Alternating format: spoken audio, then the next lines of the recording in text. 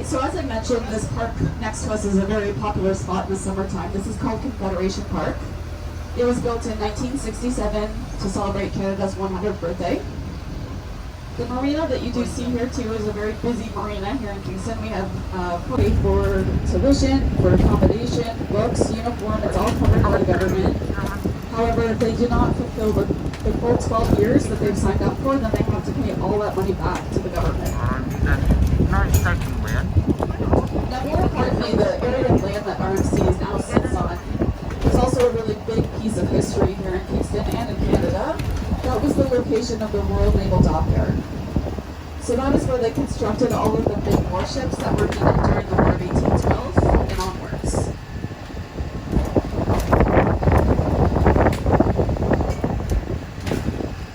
Now straight ahead of us here, we're approaching Fort Henry.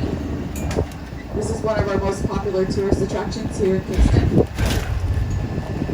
Fort Henry was built during the War of 1812 with the sole purpose to protect that Royal Naval Dockyard from any attackers coming from the water. So Fort Henry does offer tours. It's also a nice place to come up here and park and take a walk all the way around the fort. It's a beautiful view of the lake and the start of the Thousand Islands of downtown Kingston. Now this wasn't a very exciting place to be, Fort Henry, because like I mentioned, we never were attacked. So this fort never saw any action at all. They never once fired a shot at anybody or had a shot fired at them. So it was a pretty boring place to be. Now the British also built other defense structures along the waterfront called Martello Towers. So this here you see on the right with the red roof, that's the first of 4 towers that we have here in Kingston. That's Cathedral Tower. So what would happen is, if any attackers were to come by land, the red roof would open up and up to 3 big cannon guns would come out and be able to shoot towards the water. Cathedral Tower is located on Cedar Island. This is one of the Thousand Islands, owned by Parks Canada. So this is where it all begins, the Thousand Islands at this point, and they scatter all through the St. Lawrence River between us and Brockville. In the far distance, you can see Wolf Island that I mentioned before with all the wind turbines. Wolf Island has 75 wind turbines that produce enough energy for 40,000 households in the area. Now on the other side of Wolf Island, which is about 2 kilometers wide, there's a smaller ferry that takes 10 minutes to cross the St. Lawrence River and gets you into Cape Vincent, New York State. So you can really see how close we are to the U.S. in this location, which is why it was very important to be very heavily fortified and have all these defense structures built to protect us. Now straight ahead of us is the beginning of CFP Kingston, Canadian Forces Base Kingston, and it goes about 4 to 5 kilometers east. This is one of 10 military bases we have across the country, and it's actually our largest employer here in Kingston. Over 5,000 employees work here. Military are stationed here for many reasons, but mainly for training in electronics, communications, and what they call peacekeeping training. And that means if they're being sent overseas, they're sent here first for a time period, and they're trained on what they're about to do or experience once they arrive overseas. These houses you see are many that we have scattered across the base. They're called POQs, private married quarters. So if military are only here for a short period of time, they're able to rent out these homes for their families and live here rent-free. This base is the Navy, and the Air Force. So a beautiful view of the Royal Military College here on the left-hand side. And you'll see the second Martello Tower over there in the distance. That's Frederick Tower. It's located right at the tip of the college, which then is the Royal Naval Dockyard. Now the water that is in between us and the college here, this is called Navy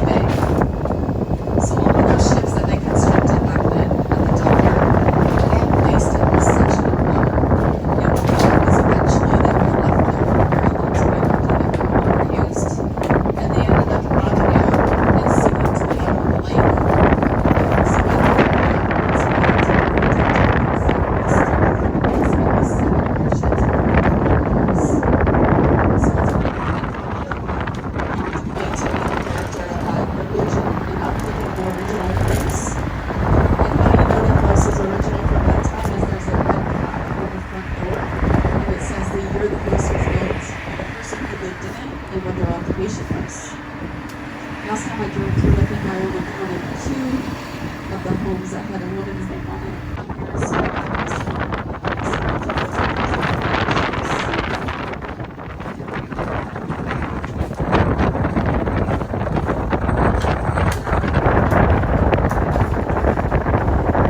Straight ahead of us to the right, up the hill, is a small little village we call Berry Fields. It's a nice little hidden gem that we have here in Kingston.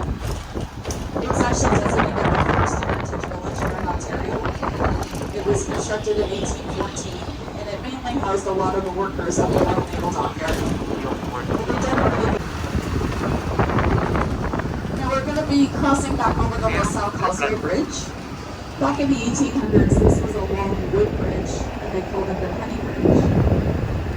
And the reason they called it that was back during that time, we had approximately 160 towers in downtown Kingston, which is a crazy amount for such a small town.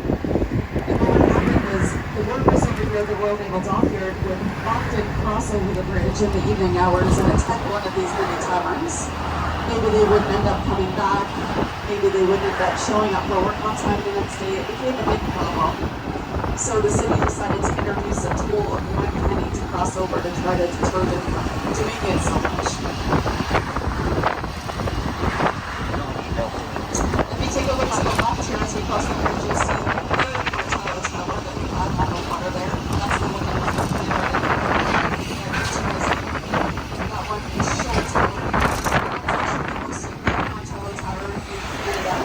We have Martello Towers all across Eastern Canada. This is the only one that's completely surrounded by water. All the other ones are on land. Now the bridge ahead of us here, the green part, actually lifts up once an hour to allow boats to travel through. So if there's a boat that's too big to go under the bridge, what they'll do is line up here.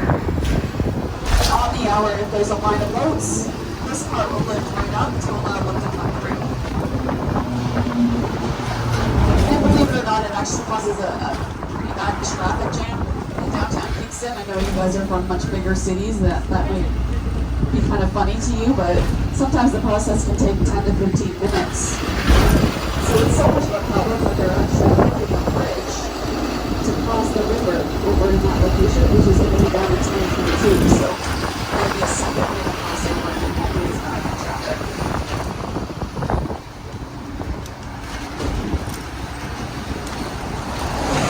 Straight ahead of us here is the Leon Center. This was built in 2008. This is where we have all of our big concerts and events, as well as our OHL hockey team, the Kingston Frontenacs, play and practice in this arena.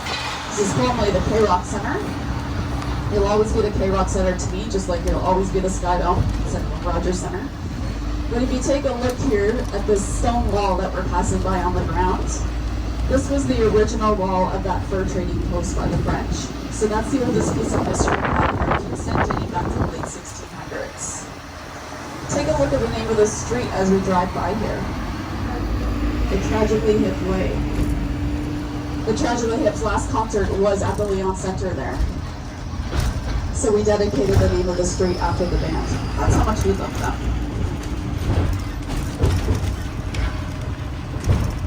Now you may have heard of Kingston being referred to as the Limestone City. I'll tell you why. Back in 1840, we experienced a really bad fire in this area. There was a big ship parked over here at the marina where I picked you up, and it caught fire one night. It was a very windy day, so the sparks flew pretty rapidly. The fire got completely out of control, and by morning, the entire downtown was burnt to the ground. So when the city started to rebuild, there was a violent tax that you could not rebuild using wood.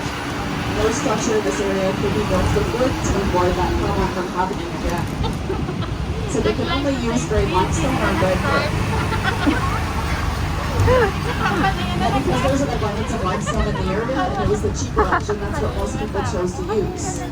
So as we drive through this area in downtown Kingston, you'll notice a lot of these buildings are all made with gray limestone. And most of our historic buildings throughout the city are made with gray limestone. So we got the nickname the Limestone City. Now this is our Market Square area. It's one of my favorite areas of town. It's where you'll find a lot of our locally owned and popular restaurants. On the left here is Market Square. It was established in 1801, and it still today is the longest running farmers market in Ontario. We do still have a farmers market every Tuesday, Thursday, Saturday in this location. And in the wintertime, this converts into a public skating rink. So this whole area to the left here is a big skating rink with bleachers, and we have music playing, horse and buggy rides, carriage rides. So it's a really fun place to come down in the wintertime as well.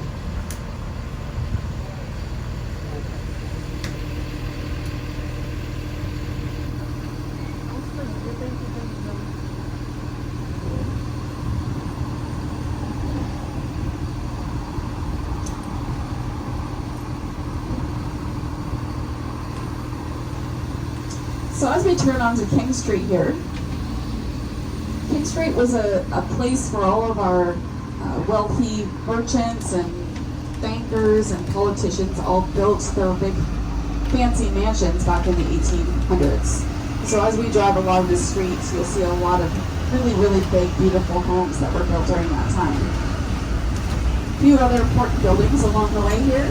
This red brick building that we're passing by, which is now the Keg, this was home to Canada's first newspaper, the Whig Standard. This building here on the right is Customs House, and beside it is St. George's Cathedral. This is our oldest church here in Kingston, dating back to 1784. Or 92, sorry. And take a look here on the left, the Pilot House, this blue and white building here. Now a very popular pub restaurant we have in Kingston, but back in the 1800s, this was used as a navigation chart storehouse. So all of the shippers and the captains would hang out inside this building. They'd wait until they were ready to be called down to the water to work. And this is where they stored all of the maps and the charts used for navigation. So eventually turned into a pub and tavern, but if you go inside, you can actually still see some of those maps and charts that were left behind framed on the wall, so it's pretty cool. And they do have the best fish and chips in Kingston, if you ask me.